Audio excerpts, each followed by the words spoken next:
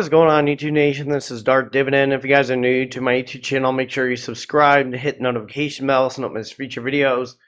My voice is starting to come back, and I did adjust the sound settings on my OBS, so this should be better. I think I know what settings I have to do for you guys with the decibels. Let me know if this is too loud or just right. So I'm very close to $100,000 with my dividend portfolio. It was a huge day with Yieldmax. It was almost the amount that I pay for rent in one day. The income with the Yieldmax ETFs is going after my dividend growth stocks. And tomorrow, I'm rebuying a dividend stock. I'm going to review it and explain to you why I like it. The passive income from CONY, TSLY, and NVDY is buying it. Plus, I'm throwing $250 in start of a week, and I throw in $125 to my IRA. So, by the way, the amount of Dayquil and NyQuil I've been taking these past few days, might as well buy Procter & Gamble stock. So if you're new to this YouTube channel, make sure you subscribe and hit the notification bell so you don't miss future videos. Smash that like button. Let's check out my dividend portfolio and passive income right now. So things are looking really good right now. So with the income that I'm getting, okay, this is a lot. Look at this. My portfolio right now is $97,974.97. This income is going to get me at $99,054. This was a huge passive income day with the Yieldmax ETFs. Now, CONY and NVDY have done very well. And I'll also go over TSLY with their ETFs. But I want to show you my passive income that I earned first. And I'll explain to you my thoughts regarding TSLY. Yesterday I made a total of $555.28 with CONY. Very glad I switched that over with TSLY. NVDY I made $471.66. TSLY I made $40.48. By the way, I also made with QQQY $58.88, and Hercules Capital did pretty well for me as well.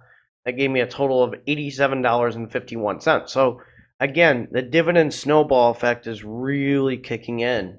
And a few things behind the scenes, once I get that out of the way, I'm hoping to be debt-free with student loans and get a few things out of the way. Nothing serious or anything, but I'll reveal that to you later. But I will be debt free, hopefully by the end of the year, and be able to turbocharge my dividend portfolio. I am starting to study for boards for nurse practitioner school. I know I sound like I'm a South Park character. What's his name? Kyle Schwartz on South Park right now, just the way I'm talking. But the thing is, a lot of the hard work is paid off. And starting to travel nurse, starting in 2022, I really turbocharged my dividend portfolio. I threw in $500 a week, pretty much every week. I threw in, I think, like $34,000 into this dividend portfolio. And it's really paying off. So probably by the end of the month, I'll have a $100,000 dividend portfolio. I don't know if it's going to be consistent because, the market's kind of fluctuating back and forth.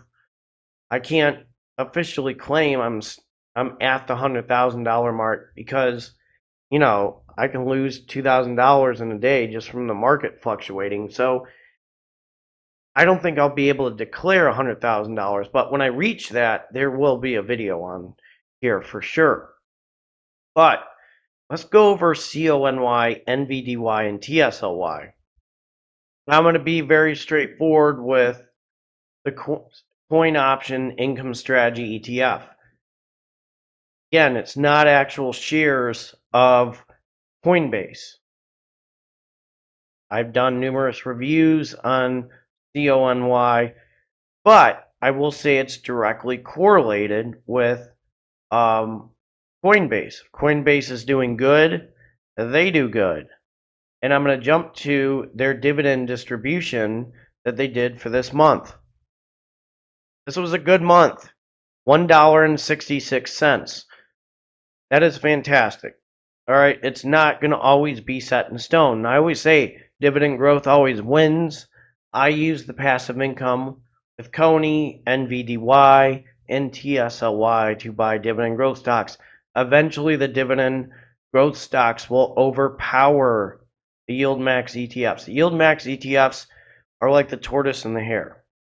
The hare is winning in the race now, and then the tortoise is going to win in the long run. So you have to think about it that way. Now let's jump to NVDY. Actually, isn't that really funny? The NVDY is beating the S&P 500 for the past 6 months. I doubt that that's going to happen in the long run. But NVDY is directly correlated with NVIDIA, okay? And if NVDA does well, NVDY does well. Same thing. And you'll see shortly with TSLY what the heck's going on. But let's jump to the dividend, or the passive income distribution of NVDY. I'm going to tell you it's incredible that NVDY has a distribution rate right now of 262. Look at October, it was 67 cents. November 41 cents, December 50 cents, and then it started jumping up. Not completely consistent. This is why I have no idea why people want to try to retire on these Yieldmax ETFs. I use them to buy dividend growth stocks. I will show you tomorrow how much it's buying for this dividend growth stock. It's actually kind of a cheap dividend growth stock. I absolutely love it. I'm hoping to get 400 shares with that. So just be aware of that. That's going to be a 400 share dividend stock that I plan on having. So let's jump to TSLY. Look at how bad TSLY has been hit. They just did a reverse stock split because they're in bad shape. It's a very volatile ETF. So if the stock does well, they do well. And I can tell you there were some really good months when Tesla helped out TSLY. If TSLY, and I'm not buying any right now, even if there's dips until Tesla gets their act together, I'd give TSLY a second chance because of Tesla just doing so terrible. I mean, nobody would have predicted Tesla would suck this bad. So there's a direct correlation with that. Do not be surprised if Tesla continues to drop, that there could be a second reverse stock split if it stays in the $9 range or less. Now, I had the box theory where I thought it would get to a point where it would never drop past 7 and never drop, or rise above, I think it was 13 or so. But I didn't I didn't expect Tesla to be this bad. And I'm going to be honest with you. I don't think anybody expected Tesla to be this bad. This is the risk of the Yieldmax ETFs. This is why you should not be all in. I can take a little bit of a hit. It doesn't bother me. But for people who are very tight on money, not a good idea. This is why I emphasize I use the ETFs of Yieldmax to buy dividend growth stocks because they're way more reliable. NVIDIA can take a huge hit. Same with CONY. These are very volatile stocks that they correlate with. Now, they're not actual stocks, but they correlate with them.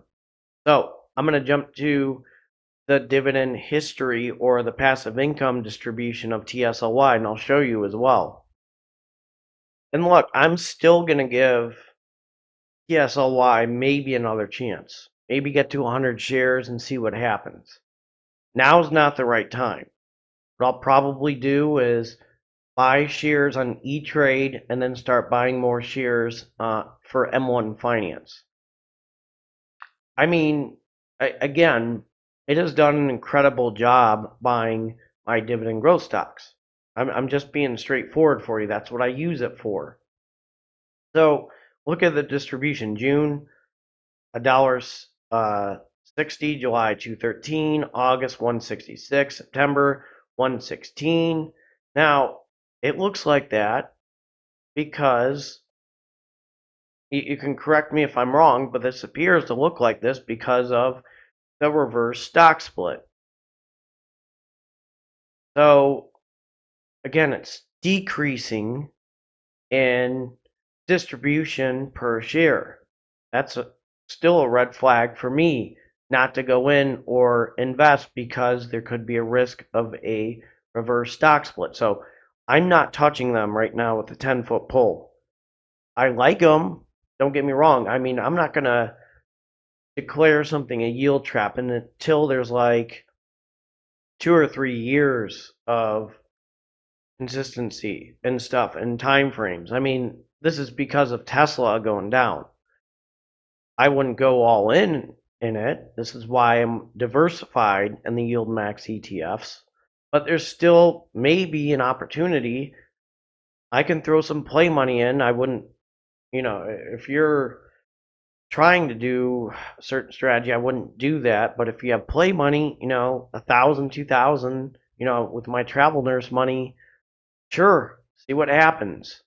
And then go from there. So if I lose 2,000, that's fine because I have the other stuff to help out. Big deal. Doesn't bother me. So you have to be aware of that. Plus, I'm single, no kids. So if I was, if I had kids and stuff and wanted to make sure, I would be a little bit more consistent. But I'm a little bit aggressive right now. I love it. I want to be aggressive. I go after some of the high yielders and low dividend growth, and I also go after the dividend growth stocks. I mean, don't look at me with TT or AT&T. I'm not buying them after that cut. I don't see any reason unless if I see improvement. Altria, I'm very wishy-washy on it right now. I'll probably do a video on that. I'm very conflicted in buying them. I'll probably talk to Russ about that as well. By the way, I'm going to be on Russ's channel tonight at 7. Even with this terrible voice, I'm going on. We're going to discuss REITs. So if you're new to this YouTube channel, make sure you subscribe and hit the notification bell so you don't miss future videos. I will have a video for you tomorrow. Take care and have a great Saturday, and I'm going to jump to my disclaimer. So as a reminder, this is a disclaimer. Do not use this YouTube channel for any form of financial advice. This is strictly entertainment purposes only.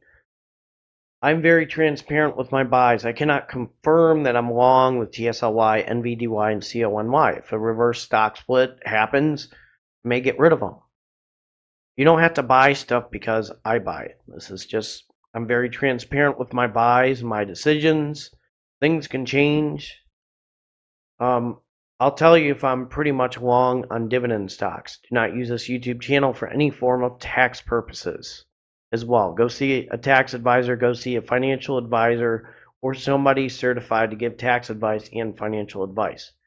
Investing is a big risk. You can gain money, you can lose money. So be aware of that and make sure you do your due diligence when it comes to investing. Take care and have a great Saturday, and I hope you enjoyed my video, and I will get to $100,000 by the end of this month. It looks like it's going to happen. Take care.